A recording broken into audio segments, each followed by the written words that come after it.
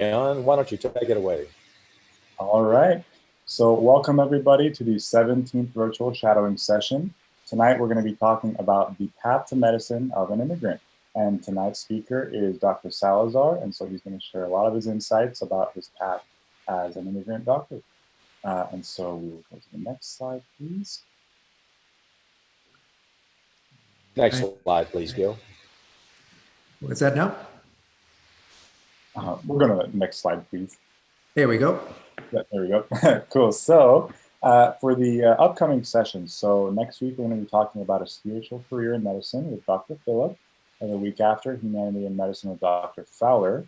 Then specialty spotlight, we're going to be talking about anesthesiology.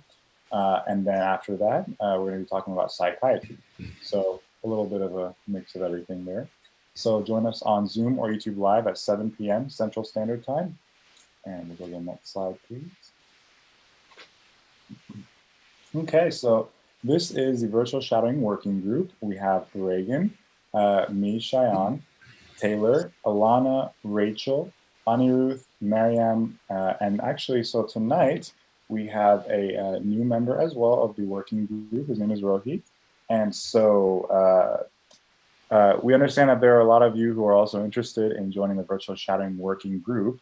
As of right now, we're not looking for new members, but this could change in the future. So if we're looking for more people, we'll be sure to let you know. So this is kind of on a rolling basis. And of course, we have Dr. Fowler and we have Dr. Moschetti, as always, part of our team. And go to the next slide, please.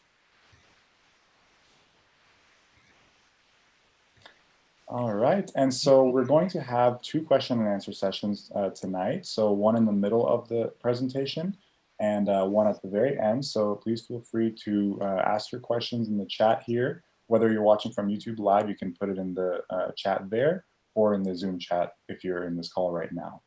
And then we will do our best to answer them as well. And so all questions about the quiz or the assessment, we're going to answer at the very end. So don't worry about that until the very end of the session. And go to the next slide, please. All right, and then I'm going to hand it over to Dr. Fowler to introduce Dr. Salazar.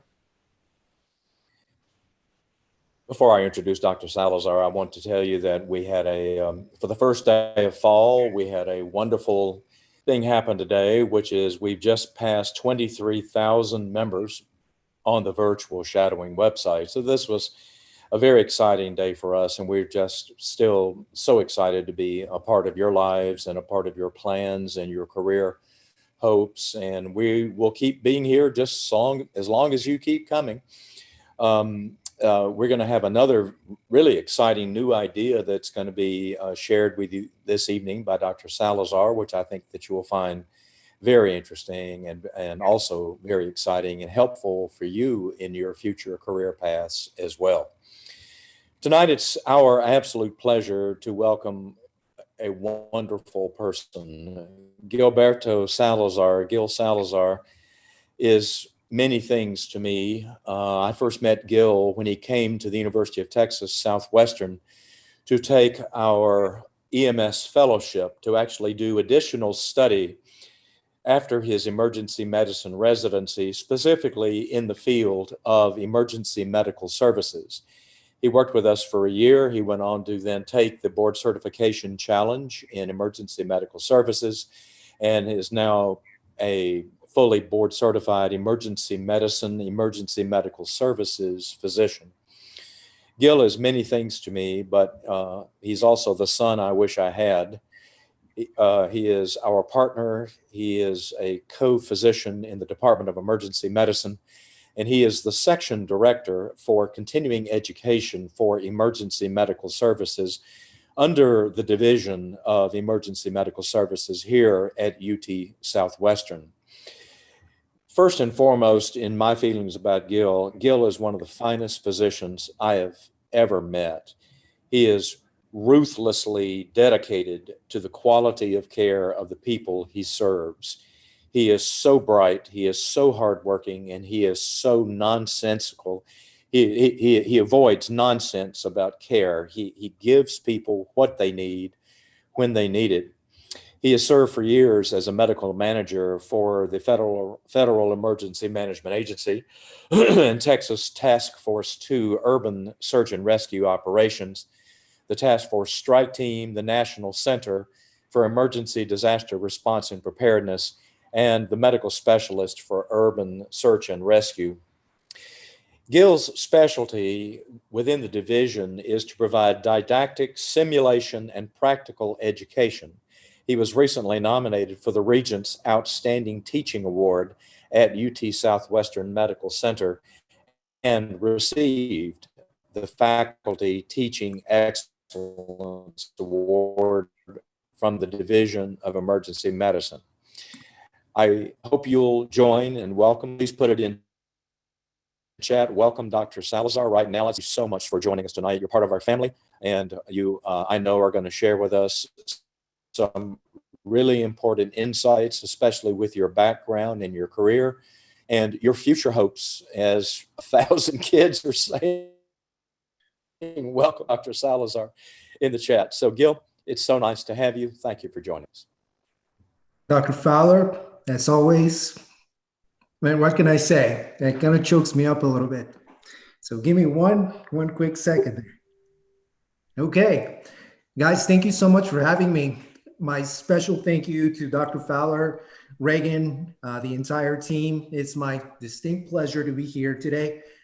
Our session tonight, guys, is going to be mostly about telling you about my story, because my story is really not too different from the story that you may have. Okay, it is full of challenges. It's full of fun stuff, sometimes sad stuff. So I wanted to take you through that journey. And I wanted to be one of the first to tell you, you saw it in the chat already. If you haven't yet, we have a very special announcement for you. We've taken your feedback. We've seen it. We hear you. We see a need. And so please stay tuned at the end of my presentation. We're going to provide a very special announcement. So let me tell you a little about myself. I want to hear your questions in the chat.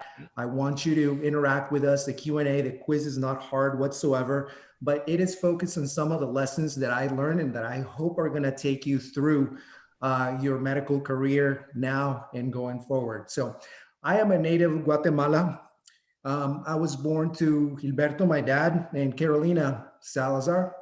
My dad is a civil engineer by trade, and my mom is a social worker. I am the oldest of 6 kids. And, you know, growing up, ladies and gents, even though my grandfather, a great orthopedic surgeon, he's 97 years old, even though I used to be in his clinic. That's where my grandma took care of me, was in their house. That's where clinic was. I always had an inkling that that's what I wanted to do in life.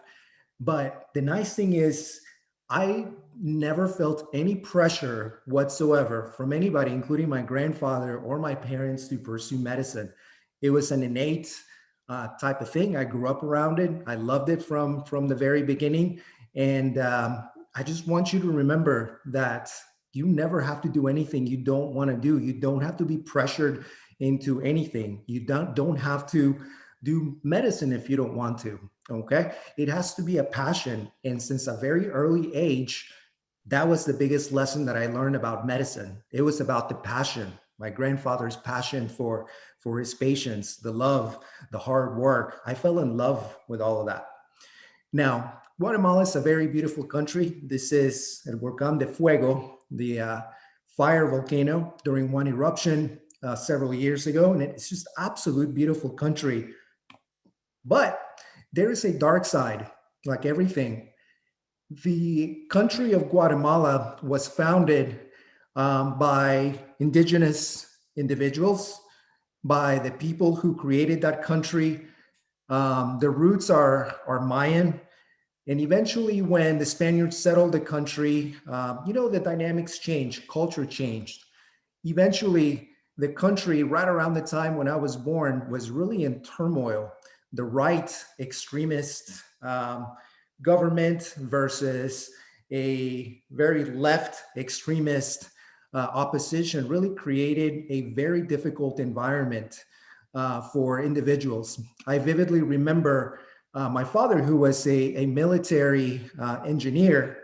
His job was strictly to create buildings and oversee the infrastructure of the country. Never had anything to do with firearms. I never saw a gun in my life. I never saw my dad interacting with folks in uniforms, etc. He was an engineer. He began to receive death threats, actually. Who that was, my dad will never talk about it. And to this day, maybe he doesn't want to remember it. Maybe I don't want to know. But I can tell you is that that pressure of a dark side of a country is what pushed many immigrants like myself out of the country to look for a better life. Now, in 1990, we took a trip to the United States. We had been here once before to visit my aunt. Back in 1988. In 1990, we came back. Guys, I never imagined that I had seen Guatemala for the last time. My parents announced once we were here in Dallas that we were going to stay forever. Okay, I'll never remember that. My dad had to go back to Guatemala for about 6 months to tidy up business, sell the house, make sure everything was in order, while the rest of us stayed here in Dallas. That was tough. It was a 2-bedroom apartment. My mom was pregnant with my youngest brother, Robert. He's the baby right there. And I was the man of the house. You can imagine an 11, 12-year-old in a brand new country trying to master the language, supporting a family as best as he could, going to school, supporting mom and overseeing kids in a 2-bedroom apartment. That was really hard. But that, ladies and gentlemen, set the foundation for me as a family man, as a physician, as a father, as a brother, and you can imagine the rest. This picture was 1991, our first Christmas in the United States. I am all the way there to the left in the blue shirt, and there's my brother Juan. He is now an FBI special agent in Washington, D.C. My sister Carol, who is not doing so well. I haven't seen her in many, many years, and we pray for her every day. You see my mom, Carolina, she still works as a social worker for Catholic Charities.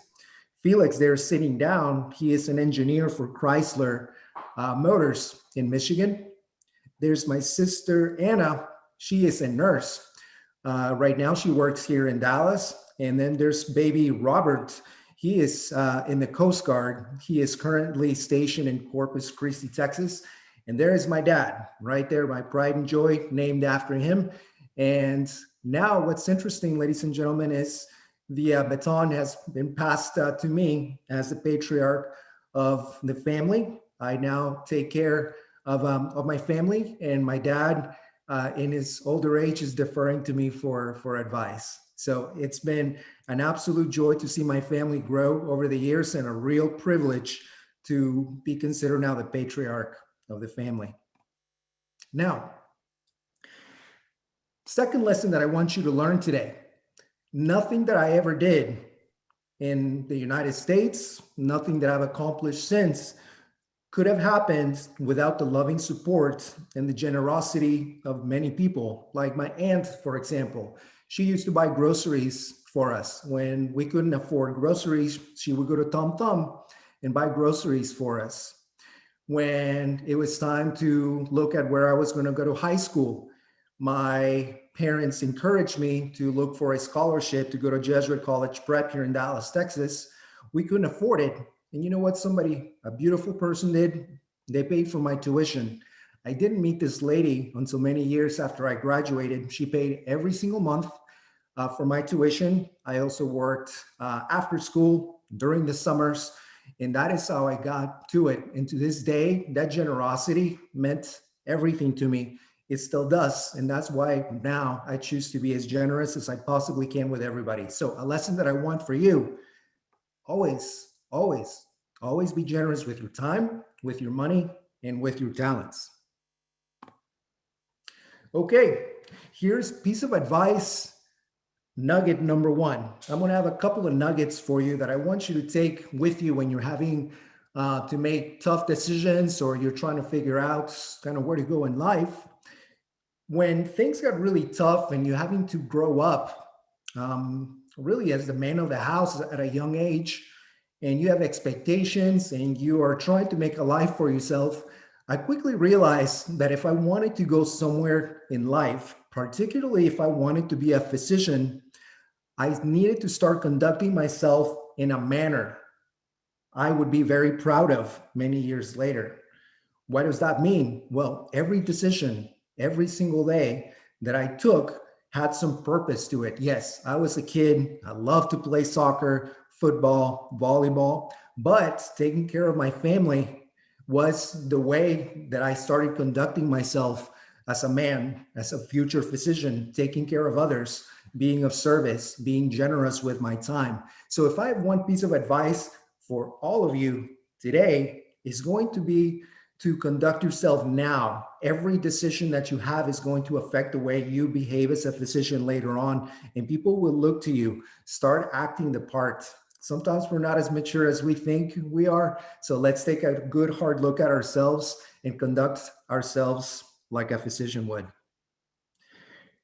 When we talk about conducting ourselves as a physician, um, you have to start finding opportunities to learn from the best of the very best. Okay, this was during my high school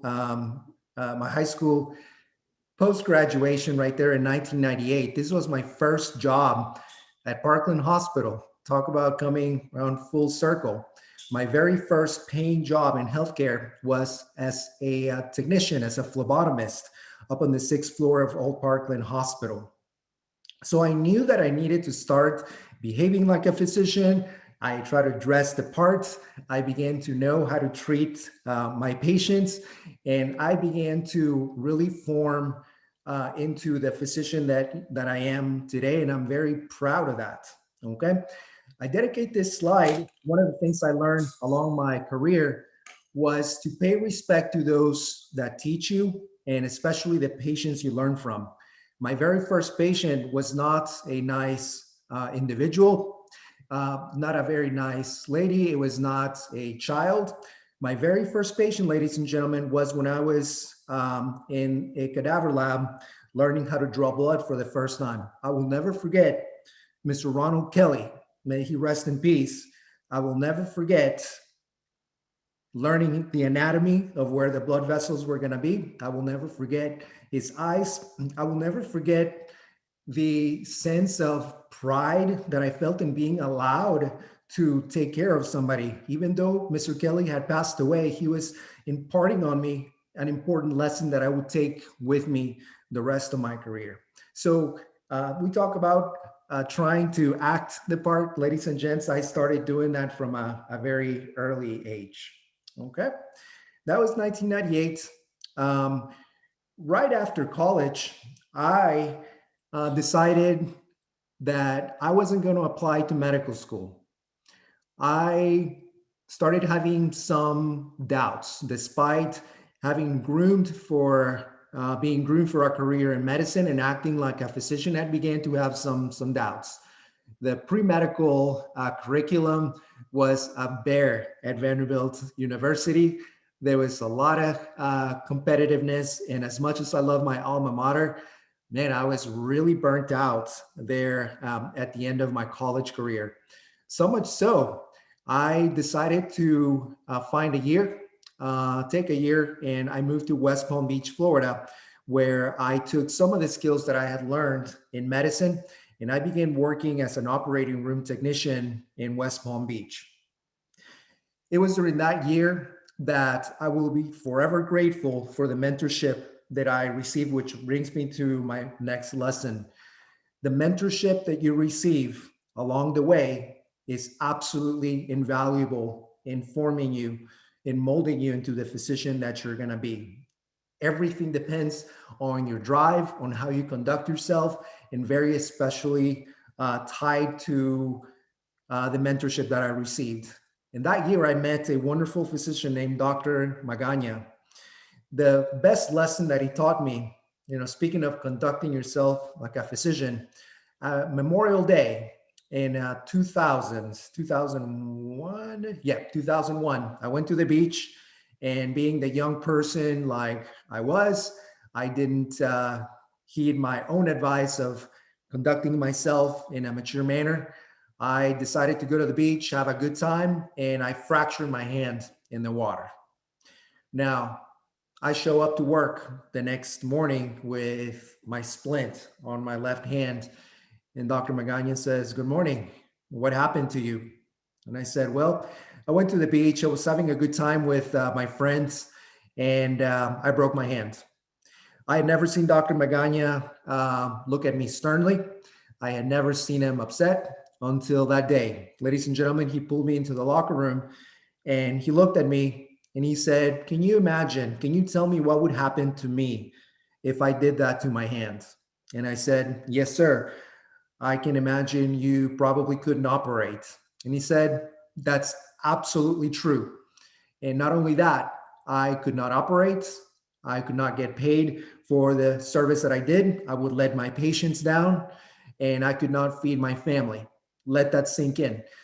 Ladies and gents, that sticks with me to this very day because every decision that you make now and in the future affects the way that you are as a physician. And I credit Dr. Magana for helping me grow a little bit in that year. I was overjoyed when I had the opportunity to interview in some medical schools. And I was very, very fortunate to have matched at the University of Texas at Houston Medical School, now called McGovern. I will tell you a brief story about decisions. This was in 2001 that I visited UT Houston. This was right after Hurricane Allison. And when I interviewed at that place, the medical center, Texas Medical Center, was underwater. The entire medical school was in shambles. The first floor was covered in those kind of electrician lights, kind of construction lights, and there was plywood all over. It looked absolutely horrible. I said, "This is not the place where I imagined I would be. This is not what medical school should look like, right?" I learned a very important lesson that day. It's not about the physical space, ladies and gentlemen. When I began to meet the students and the faculty, I quickly realized once again that medicine is not about the profession itself or a piece of paper or a building or a title. It's about the people that you work with and the people you serve.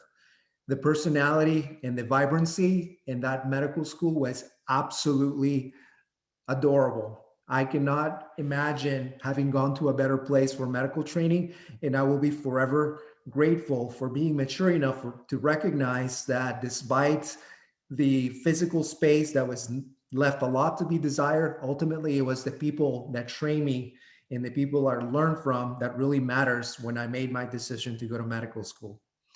Thankfully, by the end of my fourth year of medical school, everything had been renovated nicely. We had nice floodgates, and McGovern Medical School is the beautiful campus that it is now, but it wasn't always that way. And how ironic. Life is a lot like that sometimes. I wanted to go to my next one over here. Now, I told you that the physical space wasn't pretty and that everything was about the people that I met along the way. And that was the greatest value to me. I learned a very important lesson in medical school, that establishing positive relationships with everyone you encounter in medicine is perhaps the biggest gift that you can give yourself, that you can give the medical community, and that medicine can give you. The friends, the patients, the mentors that I met along the way were absolutely the most valuable thing to me and continue to be like that. That's why folks like Ray Fowler, my mentor, Paul Pepe, my mentor, Marshall Isaacs, my mentor, it's about the people, ladies and gentlemen. Take care of the people. I wanted to give you one extra piece of nugget of advice here. A very wise colleague, he was a second year medical student when I was a first year medical student, taught me a very important lesson. He said, if you want to master how to get around the hospital, be friends with your nurses, treat them kindly, treat them with respect, because when it's 3 o'clock in the morning and you're the medical student and your attending asks you to go find X, Y, and Z and patient so-and-so in floor X, the only people there who have been there long enough to do this and are awake are going to be your nurses. Ladies and gents, to this very day, I make friends with my nurses. I bring them popcorn, snacks. I involve them in projects. And when I need things in the hospital, they are my biggest advocate. So if I had one lesson for you in terms of human relationships, every relationship you establish in medicine should be a positive one.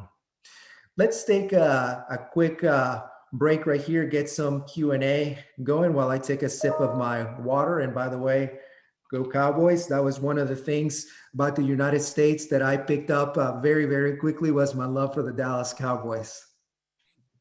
Yes, so we have a few questions right now, but everybody feel free to keep asking questions. We only have maybe 3 that are written down right now. But I'll start with the first one. So the first question is asking, how should a pre-med start to get experience in the field of medicine? So that seems kind of like a, it's a broad question, but I guess where would you start? Besides the obvious opportunities in observation programs and volunteerism, I will share with you that churches are one of the places where a lot of folks with medical needs go for comfort when they don't have the resources to receive appropriate medical care. Now, there are some very robust church systems that provide both spiritual and resources clinically to individuals in their congregation.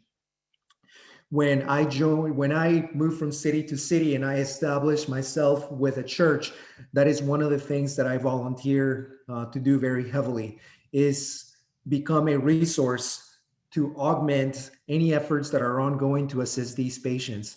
And so it's a wonderful opportunity for a young pre-med hungry student to establish themselves. And you don't need to know massive amounts of medicine. You'll be amazed at how a visit with an elderly person who may just want to talk for a little bit can teach you so much about medicine. Remember, it's all about the human relationships and the positive relationships you develop along the way. Thank you. Yeah. So another question that I'm sure many are wondering, what challenges did you face as an immigrant while applying to medical school? The obvious one is the language.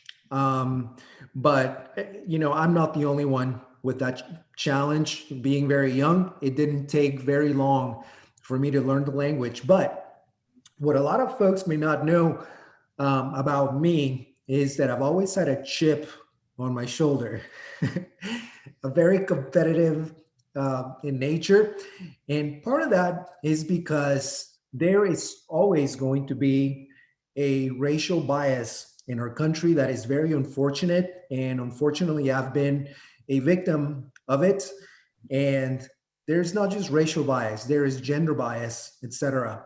So I learned very early to cope with, just the slight comment about my culture or my accent or my skin color. And I got a chip on my shoulders, guys.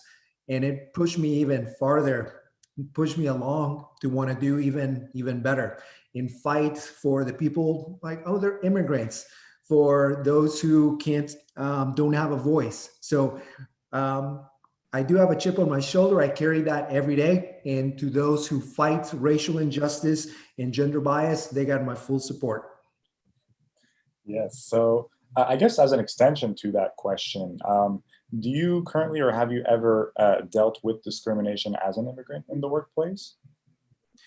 Yes, I have. The places that I've been, education that I've received have been remarkable.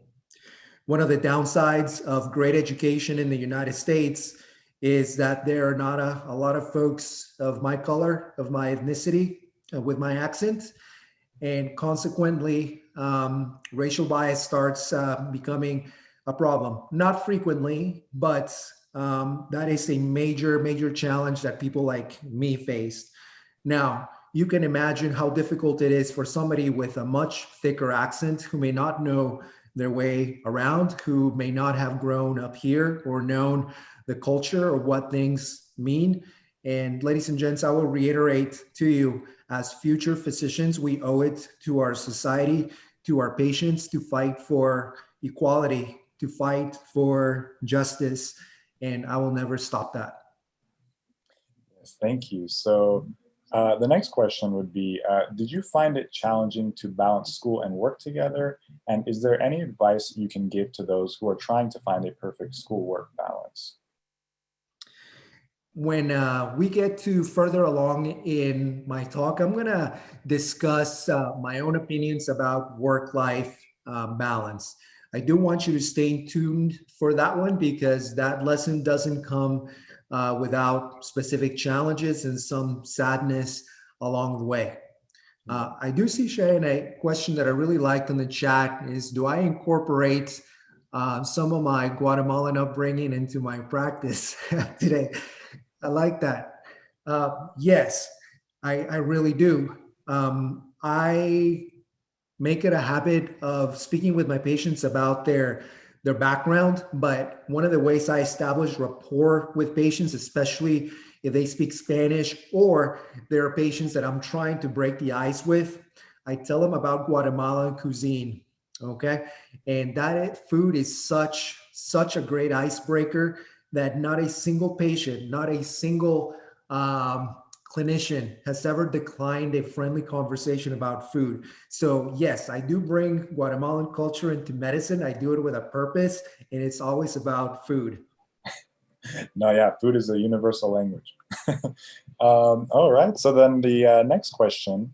Okay, so then this one is asking, why did you still decide to go to medical school even though you were burnt out after college? Fantastic question. We discussed resilience along the way. We discussed my experience in West Palm Beach, Florida.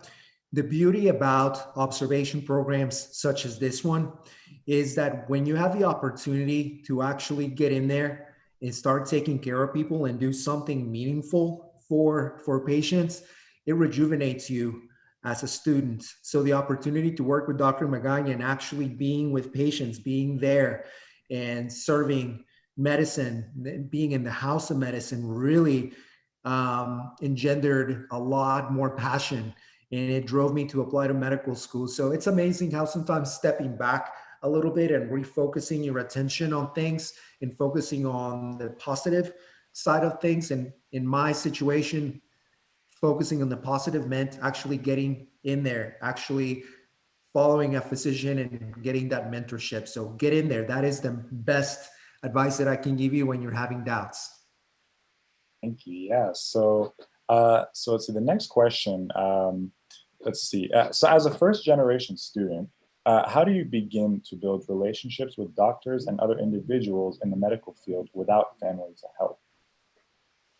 My very first experience with doctors in the United States was when I chose to volunteer as a high school student. And I didn't want to go to just a clinic. I wasn't satisfied with just church. I wanted to be at the busiest emergency department in the world, Parkland Hospital. So even that picture in 1998 that you saw, that was way after my very first experience at Parkland Hospital. Okay, I volunteered my time as an interpreter, and I wanted to be exposed as much as I could to as much medicine as I could. So as a young pre-medical student, as somebody who was an aspiring physician at the time, I wanted every little bit of experience that I could, and I wanted to be in the middle of the action. Not everybody's built for that. I was born for that. Yeah. So The next question is asking, what are some things you wish you knew, and what would you like to see change about medicine in the future? Fantastic. One thing that I would like to see medicine do and change in our country is healthcare delivery is flawed. There are many great physicians like Dr. Fowler, Dr. Merchetti's here in the chat. They're remarkable physicians, but the way medicine is delivered in the United States is not the way we should be taking care of people. When there is a financial bias against people with lesser means and the tendency to provide less quality care globally in this country is unacceptable. And that is one of the reasons why I choose to practice where I practice, where we take care of every patient the best that we can every single day, no matter the time, no matter their color, no matter where they come from. I agree 100%. And so, would you like me to continue asking questions, or do you just want to wait for the last I question? think some of the questions that folks are asking, I would like to address with a couple of the next slides, Shan. Sure. In medical school, people want to know how I decided to go into emergency medicine. I'm going to shock you. It wasn't a television show. It wasn't an exciting time in the hospital. It wasn't the patient that I revived and then I saved from the dead. It wasn't anything like that. We talk about relationships. In my third year of rotations, I was doing my obstetrics gynecology rotation with two other of my colleagues, my classmates. Rotating that month with us was an emergency medicine resident, the first year. Now, I can't tell you why. I don't know the answer to this. Her white coat said her name, and I'm going to not mention her name here. She knows how I feel. It said her name, and right below it, it said emergency medicine. That did it for me. Okay. I don't know why. I thought her coat was the coolest thing I had ever seen. I thought, oh my goodness, this lady, this doctor, she is female, she is brown like me, and she's going into a specialty where you can take care of anything at any time and you know where to start. That's what I want. That did it. That absolutely did it. It wasn't anything, no other crazier story than that. I can't explain it to this very day, but God bless her. She knows who she is, and she changed my life forever. Does anybody know what this hurricane is? I'll put it in the chat if you if you know what it is. I like your comments. This is Hurricane Katrina. When I was a fourth year medical student, that's when Katrina hit. This was 2005. You talk about decisions in medicine and growing up with the pedigree and that you were born to do something. When I was deciding where I wanted to go to my residency, I decided that I wanted to go and be where people needed me the most at that time. And that was New Orleans, Louisiana. Okay. I moved to Baton Rouge, Louisiana in 2006 to start my emergency medicine residency. And everything that I signed up to do, I got. Baton Rouge became the biggest city in Louisiana. And all the folks who have been displaced from New Orleans and who fled up north came to Baton Rouge in Texas, of course. And I got the training of a lifetime. I got to practice emergency medicine in an environment that very few people have ever been before, taking care of people in circumstances that is only worthy of a movie. And I got the opportunity to be of service to my country when my country and our patients really needed it. So when you talk about decisions in life, always remember that it's not all about you. It's not about just your mom and your dad and how proud they are. The skills that you can bring to an individual in need are absolutely a gift, a humanitarian gift. And I chose to be where people needed me the most. Let's see, we did a little Q&A. It is, 7:43. We're doing really, really good. So I moved our family to Baton Rouge, Louisiana, and I learned a very important lesson in Louisiana, ladies and gentlemen. Now, one of the most difficult parts of my time in Baton Rouge was kind of the first few months. Even though I was there to serve and I felt like I had a purpose, I was actually kind of shell shocked, believe it or not. I could not believe the amount of poverty, the amount of suffering that people were undergoing. And I couldn't believe just how hard I had to work as a physician. I thought I had worked hard all my life to be in this moment and that I was ready for it. But when you're on hour 24 of a shift, you haven't eaten, you haven't showered, you've barely used the restroom, and you haven't seen your family in about a day, things get really, really tough. I really struggled those first few months of my residency. And for the second time in my life, I questioned whether I had made the right decision by going into medicine and by choosing a specialty in which I was expected to be the life net, the safety net for everybody. And maybe the suffering was too much. Maybe death was too much. And the bus loads of patients that would show up at our hospital, many of them dead, that gets to you. But what you have to remember we talked about positive relationships throughout your life. The positive relationships that I developed with my fellow residents and the other people that were going through that really cemented my desire to keep going. And things got a little bit better and better and better. In 2007, I married my wife, Letty, and I worked hard. I started settling into my routine and taking care of things and learning a lot from my mentors, from my patients, and being of service to my program. And in 2009, my third year of residency, I was proud to be named one of two chief residents for our program.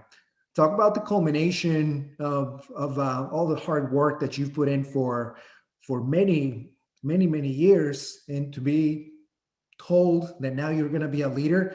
Ladies and gentlemen, the opportunity that I got to be a chief resident was one of the best things that ever happened to me. Not as good as what happened on April 3rd, 2009. That's my little Gabby.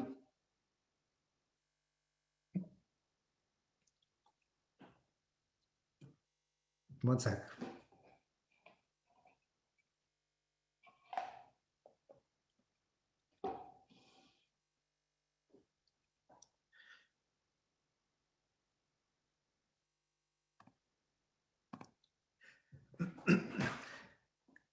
I'll tell you about my little Gabby here shortly. Okay, now falling in love for the second time. EMS. I was very fortunate during my third year of residency to work with East Baton Rouge Parish Fire Department and EMS. On the right, you see a picture of all these folks. Don't worry, I'm not in the picture. I wanted to highlight the young lady that's right there in the middle. Her name is Lacey. Lacey was no, she's not was, she is still around.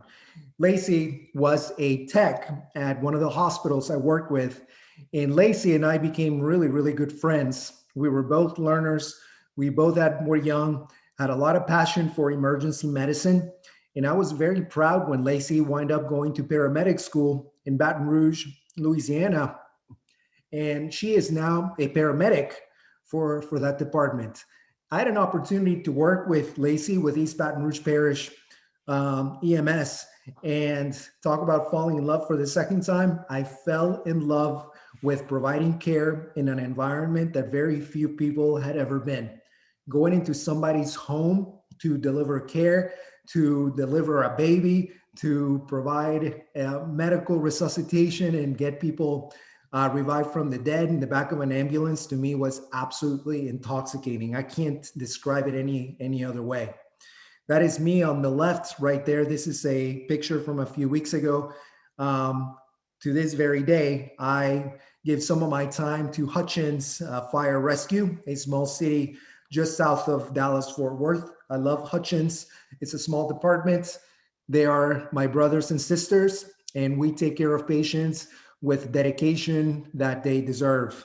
That is me cleaning the ambulance, and when I'm working with them, yes, I'm a physician, but I'm not just a physician. I'm part of the team.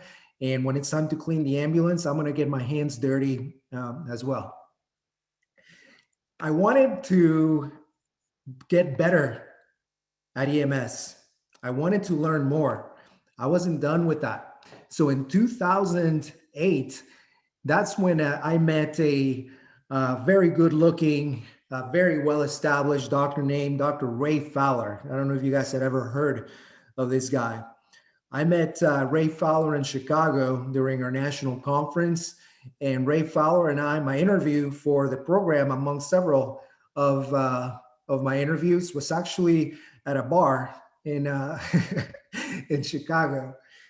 That's what I knew, that's where I wanted to come in. When I knew that I was going to be training with people that were genuine, that were kind, and that were willing to teach me the ropes, that's the program that I wanted to go to. And it allowed me the opportunity, ladies and gents, to go back home here in Dallas, Texas. And for that opportunity, for that time at the bar, Ray, I'll forever be grateful, my friend. So cheers.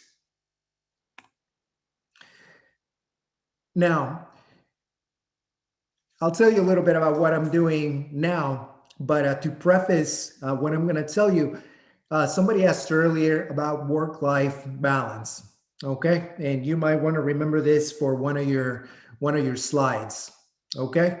What are the things that I learned with my successes, with some of my failures, by trial and error, and by being a family man, was that you have to learn and do everything you can to excel as much at home as you excel at work. So yes, you can be a remarkable student. You can be a remarkable physician. You can be kind with your nurses, with your resident physicians, with your medical student, with your pre-meds observing you. But the same energy, the same desire, and the same zeal that you have at work and the passion that you have to have that at home. And that has been one of the things, ladies and gents, that has given me the key to having proper work-life balance. And what I learned too, that it's not just about spending time with your family. Everybody wants to spend time with your family, but what does that mean? I recommend to you that time be meaningful, okay? And you don't have to sacrifice one thing for another. Here, I will tell you that one of my passions, can you guys believe that was me on the left? One of the things that I learned one of the hardest lessons that I learned was that, I felt like, well, if I'm going to spend time with my family, well, that doesn't mean that I can't exercise. So I started putting on a lot of weight. Okay. That is me right before we had Gabby that's right around 2008 or so. I was a good 55 pounds heavier. That's probably how Ray remembers me for the first time. Reagan probably wasn't even born at that time. Most of you guys weren't even born. But I realized very quickly as work-life balance goes that, okay, my time at home can be very meaningful. So I'm going to schedule this time to do homework with Gabby or go for a bike ride. But I'm also going to take care of myself. So let me tell you very briefly about one of the cool things that I do now that serves to give me that balance that I crave. And that is my 4 days a week of Camp Gladiator. If you've never been to Camp Gladiator, it's a kick in the butt. And that is me on the right with my 400 check-in. That's been a while. That's actually been a year and a half ago. Today I am 632 workouts with Camp Gladiator. I went there at 4:45 today. And so all this morning, I did not work clinically, but I worked administratively.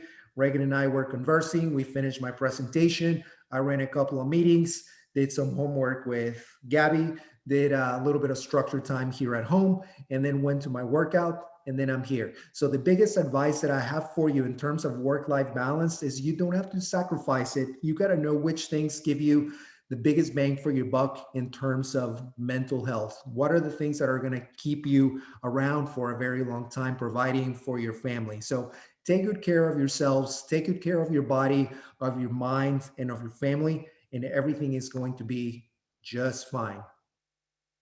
The man you see there is me today. Maybe I got my hair's a little bit longer. I refuse to go to cut it. I'm going to cut it here at home.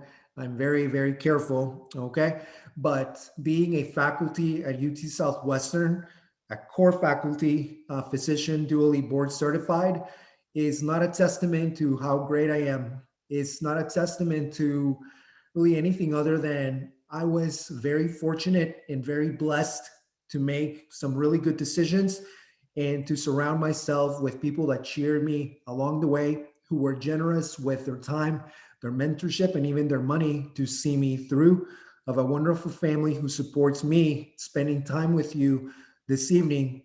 And it is only because of that social support, of having those positive relationships throughout my life, that I am where I am today. Otherwise, kids, trust me when I tell you, if you don't have that atmosphere of support and mentorship and love around you, life as a physician can be fairly tough, and some would even say actually fairly meaningless. You can be a great physician, but if you don't have that infrastructure around you, you can't provide that same love to your patients, to your colleagues, to the people that rely on you for leadership. So to this very day, I remind myself that if I'm going to be a good physician, a good teacher, a good mentor to others, I got to take care of myself as well. And I give all the credit in the world to all the people that gave me that mentorship, that advice, and that guidance in my years. And I hope to continue to do this as long as I possibly can. I want to be the next Ray Fowler that can do this forever and ever and ever. I don't know if that'll ever come true, but we'll see. So that is a little bit about me. I hope I didn't speak for too terribly long. I hope that you got a snippet of what life as an immigrant can be in the United States as a aspiring doctor and then a future faculty physician at UT Southwestern. We talked about resilience early. The picture on the left was April 3rd of last year. You remember April 3rd was Gabby's birthday. And every year is a special birthday for her. We do a massive, massive birthday party. Last year we didn't. And my big girl never complained. We stayed at home, just the three of us. We ate ice cream. We ate some Guatemalan desserts that you see at the bottom of the picture on the right. And she wanted to eat with a big spoon. My big girl got the big spoon she wanted. When you talk about doing something for somebody, that's who I work for, ladies and gentlemen. I work for my family. I work for my patients. And when I do nicely at both ends, then I'm at my happiest. With that, I open it up to questions. And Shane, do we do the special announcement now or do some Q&A? We can do the special announcement now before it gets too late. I guess some people sometimes drop off. So you got it. Okay. With that, ladies and gents, we heard you. We heard your feedback. You guys wanted more. And so UT Southwestern proudly brings you a unique opportunity. Okay, we realize getting spots to do some meaningful observation are tough, and Dr. Fowler's program has given you just that, and we wanted to expand upon that. One of the biggest challenges that you may face if you are trying to apply to medical school is you need a certain number of hours of meaningful observation to do that. Some programs may not count some of these opportunities, but with Dr. Fowler's blessing, we created a program that should do just that, okay?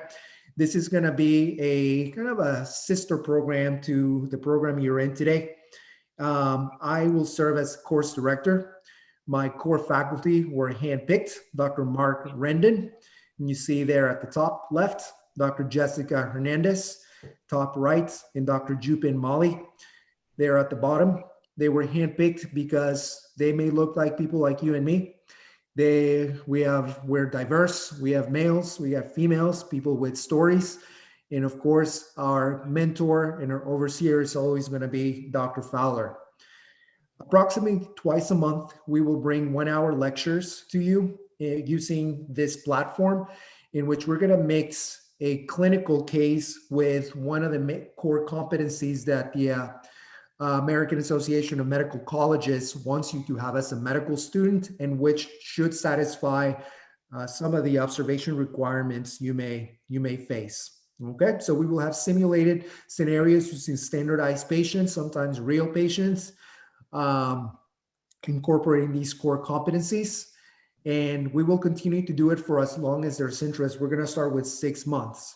The start date is going to be fall 2020. We're going to run a pilot of this in early October, and we're going to fine tune it and see how it goes. In order for us to get as many individuals as we can past 1,000, we want to upgrade to the bigger Zoom webinar platform, and to develop the content and the curriculum as robustly as you deserve. Some of our time needs to be paid off by our department. So we're going to ask for a very small fee of $20. We'll get you the information on how to do that. That'll should cover you for the 6 months of lectures. We will be delivering a certificate emailed to you with the number of hours and the competencies that you achieved, and you can use that for your applications. So more information to come. We are building the website, and we will be looking forward to having as many of you sign up, because we believe that this is the future of medicine, and we want to be of service to you. You guys deserve these opportunities, and we want to give them to you. So without further ado, thank you so much for your time today, and I will turn it over to you guys now. Thank you so much, Dr. Salazar, for sharing this opportunity. I think that's a great way for students to get connected, especially in this time right now. So we're all very excited about that. And so I guess I will start with a couple more questions. So the first question would be, are there cultural differences you have observed between seeing medicine practiced in Guatemala versus here in the States? Yes, we talked about the pedigree and my grandfather being a physician. My mom's side of the family is very robustly made up of physicians, mostly orthopedic doctors. I disappointed my family when I chose emergency medicine as my specialty. But the one thing that I will forever stick with me, I had the opportunity to operate with my uncle Manuel in Guatemala, and I will forever remember, sometimes we think of surgeons as maybe a little aloof, maybe a little technical. I'll never forget that he's a pediatric orthopedic surgeon. Before the surgery, instead of gowning up and making sure the team was ready, he actually went up to the patient himself. He goes, "¿Cómo estás, papa? How you doing, daddy?" That sticks with you. The personal aspect that's delivered in the Hispanic culture to our patients, we are very warm. Like, there are very few Ray Fowlers in the world, few Brandon Rochettis in the world, few Mark Rendons in the world. We tend to be a little more aloof than other cultures. But that nugget that I learned today stuck with me forever. And that's been a long time, ladies and gents, just going up to that kiddo who was there by himself in pre-op, by himself. Okay, how you doing, daddy? Meant the world to him. Don't ever forget that. Absolutely. And so another question would be, how did you incorporate your immigrant life into your interview for med school, I assume? Did you talk about it? Or if you did, how did you talk about it? Needless to say, I had many, many good stories for my interviewers who had perhaps been to Guatemala as visitors, or some of them who may have served as missionaries. But when you talk to them about what it's like being on the other end, to actually see an American doctor and get to meet them, and you're a child and you've dreamed your entire life of being a physician, and you see somebody that looks different from you, but it's got a skill set that you cherish. Telling my interviewers about those experiences were kind of left them with their jaw wide open. I also share with them some stories, sometimes sad stories about poverty in Guatemala and seeing it firsthand. Sometimes living it, and sometimes my parents feeding homeless children that would come to our house for food. When you're living it firsthand and you see the kindness that your parents showed others, and you share that with other people who want to know about your background, it leaves a pretty lasting impression. So they had nothing to do really with medicine whatsoever, but nevertheless, they're part of your formation as a person, as a human, and people are very interested in that. So use those things, those experiences to your advantage, and people will be very interested. Absolutely. And so another question we have is, what fuels your passion to continue medicine? It's a little more profound, but A lot of folks use the word lifelong learner when it comes to medicine. And I'm a big believer that I have not even come close to mastering the things that I want to master in medicine. I keep giving props to Ray Fowler, but I do it because he has mastered the many things that I wish to master as a physician. For example, clinically, Ray Fowler is a master at electrocardiograms. I hope to one day be as good as Dr. Fowler when it comes to that. But the true desire to learn what's out there, what else, how can I become better? How better can I interact with patients? What is new technology that's being developed, and being a participant in that fuels me to keep going. I'm never pleased with status quo. And it is opportunities like this that fuels me. It's just pushing the boundaries, pushing the envelope a little bit. There's more out there in medicine that I haven't seen yet, and I want it. So that fuels me. right, absolutely. And so, in light of, or in honor of this tonight's topic of medicine as entering medicine as an immigrant, one of the questions that many students are asking is, do you have any advice for undocumented students applying to medical school in the U.S.? For those of us who have had experience with admissions committees, etc., we will never look at your immigration status to make a decision. And there will never be a shortage of individuals who are extremely talented, who are hungry, who go on to be great physicians. The best advice that I have for folks who are undocumented and seeking opportunities is to get established with volunteer groups of attorneys, immigration attorneys that provide services pro bono for free to folks like that, because this country deserves individuals who come in hungry with a mission and want to be of service. And there are many people like those beautiful, wonderful immigration attorneys who will provide services. So my best advice to you, get those affairs taken care of. And that is a wonderful way to do it first. Don't ever stop trying. Don't ever stop learning. Don't ever stop knocking on doors.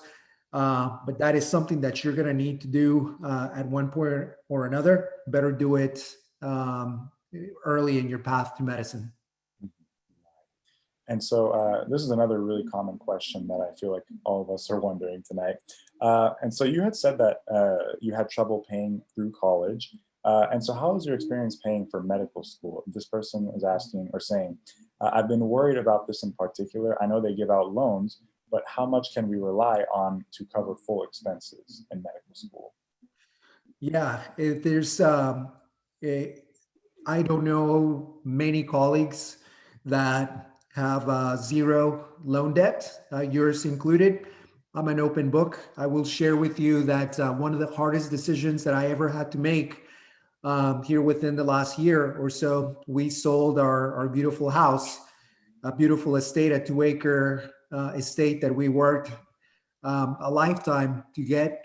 But we made the decision that living with student loans was actually bringing us down, and we could not accomplish our hopes and our dreams if we kept going in that direction.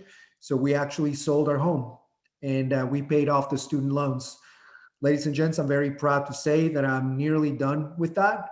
I'm still going to keep going. I still have a few years left of paying those off. My best advice to you is live frugally. Don't buy anything that is going to stay with you for many, many years. Like that fancy car that you want to get when you're in medical school because you want to have it be nice and you think you're going to be making a lot of money. All that debt is going to stay with you. I've made that mistake before. So live frugally. When you need to take out loans, start planning very early on how you're going to structure your repayment schedule. Never too early to begin to think about that. I received no support from my family, and that's not a knock on them.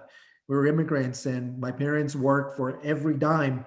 They couldn't afford to send me to medical school. I paid my own way through work, through loans, and it was worth it. I continued to pay those off the student loans, but along the way, we made some very tough decisions to be in a better position. So, best advice to you is okay to take out loans. Start thinking very early on how you're going to structure your life after that. Buying a home, buying a car, having kids, all of these decisions should be part of your decision-making process. Right. Absolutely. And that does depend, of course, on what school you go to, what the tuition is, cost of living, things like that in that area. So, no, that's a good point. And so another question that a lot of students have is, how do you feel burnout can be best avoided? Yeah, it cannot be said enough that burnout, in my humble opinion, is a mental health deficit. And you can be a go-getter, very intelligent, you may have a beautiful family, etc. But being a physician comes with having to give of yourself sometimes more than you think, more than you have. When you exhaust your reserve mentally and physically, you develop a mental health deficit, and yours truly included. You have to be very proactive in how you structure your life to avoid that. So we spoke very heavily about having a work-life balance. Like, that's great to have balance, but what does that mean for you? And I want to reiterate to you, to me, the things that I do that give me that balance is my ability to get out there and work out 4 days a week, take care of my family, spend time with them. I like home renovation projects, so I don't sacrifice one thing for another. I try to integrate all these things that give me meaning outside of work so that I do a really nice job at work, and I can also do a good job here at home taking care of myself and my mental health. So, and it doesn't have to be home renovation. It can be your church. It can be your cars. It can be working on X, Y, and Z. Interests outside of medicine are really, really helpful, guys. So don't say no to those. Those are really important. Yes. And so another question related to the topic of immigration. And this is if you're comfortable answering this question, but what was your citizenship status when applying to medical school? And this, part of the question is, did you have a social security number? I guess if that's relevant to the application process. Yeah, no, I don't mind answering at all. We came on a visitor's visa, and you're 11 years old. You have no freaking idea what it all means. Like a visa, okay, that means we're in, right? So that's good. So what I didn't know until many years later, our visa actually lapsed. They all lapse as after a certain amount of time. And so for a while, without knowing many of the details, I was an undocumented immigrant for several months until we received our U.S. Residency. And I know that that was a very hard, expensive, time-consuming process for my parents. I made the decision to become a United States citizen in 2003 for the purpose of, I had given so much of my life to Guatemala, but I'd also given a lot of my life to this great country, and I wanted to honor that citizenship, and I did it. But yeah, for a while, I was an undocumented immigrant, and my parents, just like the majority of our undocumented immigrants here, it's a fight. It's tough. And I remember making lines at the embassy and being early in the morning. That's hard work, guys. So a lot of these things that when people talk about immigration, the personal stories that go into it, to me, that those are the most impressive. So, but thankfully, we're able to get that squared away, and we never stopped trying. We never gave up. We never give up, and neither should you if that's your situation. Oh, thank you for that. And so let's see, another question would be, and it's in reference to something you were saying earlier, but what advice would you give to encourage ourselves in those moments of doubt, like you said earlier, as you're entering medicine and going through all that? Yeah, the different things in your life at various moments in time give you meaning. If you were to ask me right now, when I'm down, what are the things that give me meaning? My Gabby, my Letty, and my Cam Gladiator give me meaning. They remind me that at the end of the day, I'm a human being. I'm gonna take care of myself, and that always fortifies me, rejuvenates me, and gives me the desire to settle back down, refocus on the things that were causing me trouble, and go from there. Number one. Number two, you surround yourself with people who have been there, who have done that, and who have a few more gray hairs than you do. The number of times that I've sat with Ray Fowler to discuss a tough situation, innumerable, and some really tough situations, guys. But what's nice is that each and every time he's been there, never said no, not a single time. And if I can be that same, provide that mentorship and that guidance to somebody else throughout my life, I'll be very happy. And remember about being generous with your time. We continue to do that. So I always try to refocus myself in the things that are very important to me outside of medicine. And number two, somebody with more gray hair than I do always knows the answer. So those two pieces of advice are crucial. Gil, this is Ray. There's a phrase about paying it forward. You know that phrase. What do you think about that? Investing in the people that are coming ahead of you.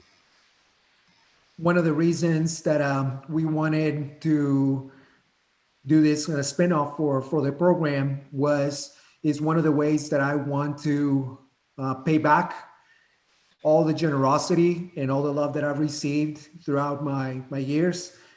And when I found out that about 23,000 of you guys were into this and you bought into it, I wanted in. And the generosity and the love that I received throughout my life, I now have an opportunity to do so. And if I can be an influence and touch one of your lives in a positive way today and going forward, and you pass that love and generosity forward, then I've lived a life that's well worth it. And I expect that of myself, of my family, of my mentees, and the many students that I mentor throughout the years. So, guys, the generosity that you receive throughout your careers, make sure that you put it in your pocket and then give it out. Absolutely, that is the only way our world is going to continue and be the great place it can, and that's the only way our nation is going to prosper. This is a really neat forum because probably 10,000 people will watch your lecture. There's about 1,000 that were online tonight, but we're having somewhere between 8 and 10,000 people watch these lectures. So let's say 10,000, and let's say each of the 10,000 goes on to be a physician or PA and sees, shall we say, 100,000 patients in their lifetimes. 100,000 times 10,000 is a billion people. Tonight, Gil, you've reached 15% of the planet just through this wonderful talk that you've given. So it's just wonderful, the opportunity that we have in medicine, not just in academics, to be able to pay it forward, to help folks find their pathway as they move on into the service of other people. Well said. And that's why the words that people share with you throughout your life, they stick with you. I hope this one does. And so, yes, so we are happy to keep going as long as you are wanting to. Maybe a couple more questions, or if you want to end it here, whichever works best for you. Yeah. I'm here, guys. Awesome. I am here for you. Thank you so much. So another question that we would have Are there generally resources of emotional support for residents, or does that depend on the location? I guess just medical residents. The our recognition of mental health deficits and mental health disorders has increased exponentially in the last several years, and every program in the United States, particularly residency programs, definitely medical schools, have very robust programs of things like the employee assistance program, mentorship programs, anonymous counseling resources for resident physicians and students. And those resources are there, ladies and gents. It is very, very sad to me when I go on my Twitter feed or read in the news about a colleague who lost their lives due to suicide and mental health disorders. And I think about my own life and what I could be doing better. And I would encourage you and beseech you, be very cognizant of your own mental health. When you have deficits, you owe it to yourself and the families that love you and all of us that support you along the way to seek the help that you need, and those resources are there. Those programs are robust. They're not just haphazard or disorganized or word of mouth. They're very well established. Please seek the help that you need, and never think that you're alone. Okay. And Gil, if I may, a lot of these programs are also free. So the Graduate Medical Education Office, that's the office that credits every residency program and basically makes it so that you can take and pass a board exam afterwards. But those resources are free. Plus you have your residency class, which can easily feel like a family. I lost my mom during third year of residency, and I was blessed to be surrounded by so many residents that were like my brothers and sisters, and also the support of residency leadership and the university too. So it certainly is something that you all will have easy access to. Gil, one of our students just wrote in and said, Dr. Salazar gave me more motivation to continue to study and become an orthopedic surgeon. He went on to say, I've been in a rut lately, and this presentation gave me the strength to think about my future and my family's future. Thank you, Dr. Salazar. Go get it. Go get it, my friend. You got this. We're cheering for you. And so another question we actually had related to tonight's theme actually is, did you ever consider going back to Guatemala to practice medicine and share your skills there? Yeah, certainly. I have done that before. And one of the reasons I like to do that, we talked about the culture of medicine is somewhat different and refreshing. It is nice to get to work with your own family members and to see you be proud of what you've become. And even though it's not very frequent that I do so, every opportunity that I take, I still go into the operating room with my uncles and do that. And what's nice about in Guatemala is, the regulations and the rules are not as strict as they're in the U.S. So I am viewed as a resource, as a volunteer physician, and I'm allowed to take care of patients. I really want to do that more often. During COVID time, they did not allow any of that help for the time being, but I look forward to going back. Yes. So also many of our viewers are wondering, especially now that everything is online because of COVID, do you have any advice for how students should go about getting to know mentors and professors and to make those sort of connections? Yeah, absolutely. The most programs in medicine have made their social media access a lot more robust, a lot more strong since COVID hit. And so there are many, many individuals who have a strong presence on social media, and the accessibility has actually increased quite a bit. So I would look, I would highly recommend that you guys start taking a look at who are the influencers. You know, sound trying to sound like you guys, but who are the ones that are influencing medicine and who are really invested in education out there, and reach out to them.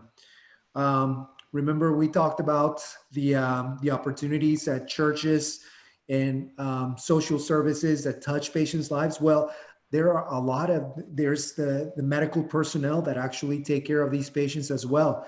And just spending a little bit of time with them, learning from them and volunteering your time can open the doors for you, just like they did for me when I was a young high school student. It's about getting in there. But social media has really opened the doors for a lot of these interactions to take place.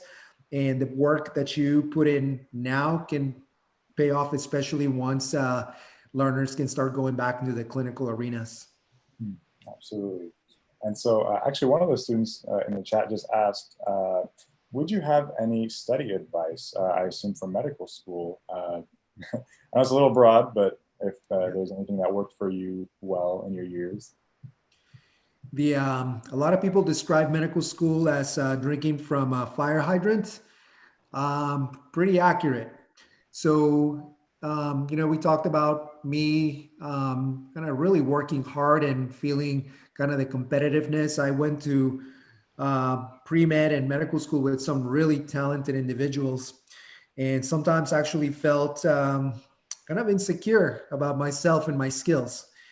Now, I'm going to give you a piece of advice about medical school. The nice thing about medical school is that once you arrive there, I felt the competition was nearly zero. We were all expected to know the same material. We were all drinking from the fire hydrant. And whether you came from an Ivy League school and you had 3 majors and you already had your PhD by the time you were 17, to folks like me, or you were an immigrant, etc., we were all expected to know the same stuff, and we help each other out. The most important lesson that I learned, though, is that I didn't feel like studying every single day, every moment of every day, including the weekends. Some days I studied a heck of a lot, even to unhealthy levels. But some days, guys, my body would tell me, you know what, I don't think today is the very best day to do that. You've done a really nice job the last couple of days. Pay attention to your body, and you don't need to invest that much energy today. So yes, you are expected to know a lot, but only you dictate the pace at which you do that. You're all adults. You know when things are due. You know when your exam is going to be, but pace it so that you know what's comfortable for you. I needed a lot of studying done, but man, I paced myself so that I would have really, really high yield days, and some days I would take it a little bit lighter, and that worked okay for me. That's great advice. Thank you. And so I'll keep it to one last question so that we don't keep you here too long. But and so I guess the last question that we'll finish up with is, how do you feel the practice of medicine has changed since you first became interested and since you entered the field yourself? Nothing makes me prouder of now entering my hospital and working with my residents, and the number of female residents in our residency program right now outnumber the boys. I am a very big proponent of racial equality in medicine and getting rid of gender bias, both kind of as professionals and for patients as well. So it makes me superbly proud to see folks that look like me and seeing women in healthcare. That really makes me happy. Now, what that has also resulted in is patients are beginning to understand that equality and that we're decreasing gender bias on the part of our patients. So it's really nice to see when I walk into a room with one of my female residents, they don't assume that she's the nurse or that she's an orderly or whatever. They're looking at her as a doctor as well. And that makes me so unbelievably happy. You couldn't even tell it. So it is very nice to see that all the effort that we do, all the awareness we raise And the many people who worked their tails off and sacrificed themselves to be where we are today in medicine is paying off. So, we have a long way to go. The financial aspect of medicine is still really tough, but it is nice to see some of these major issues being resolved. And I'm so happy to have so many of our residents be female now. It just really augments the care that we give. Yes, and thank you so much again, Dr. Salazar, for sharing your stories with us and answering all of our questions tonight.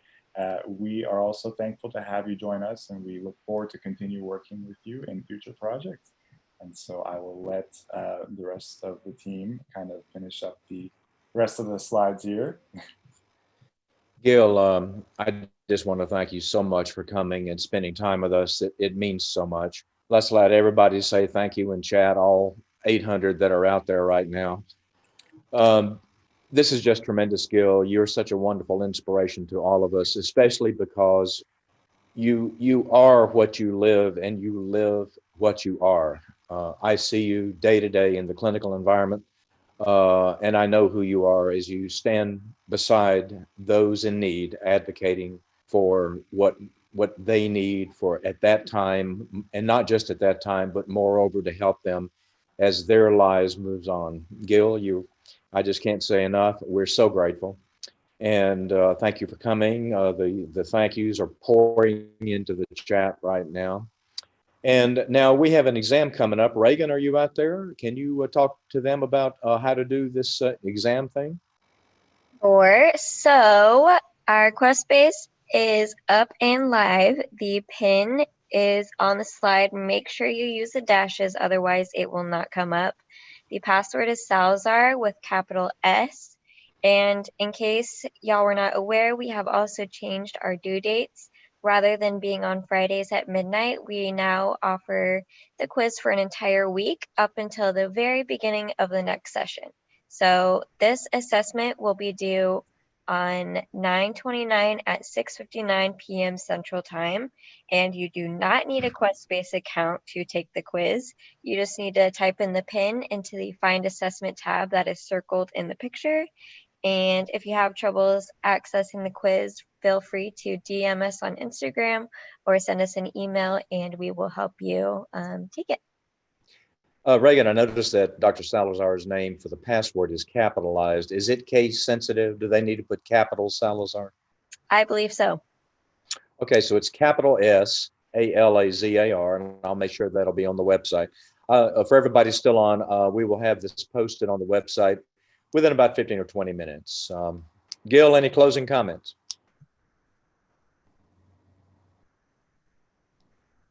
Yep, stay tuned in the next few weeks for further announcements on the virtual observation program. And thank you guys so very much. I've had a blast.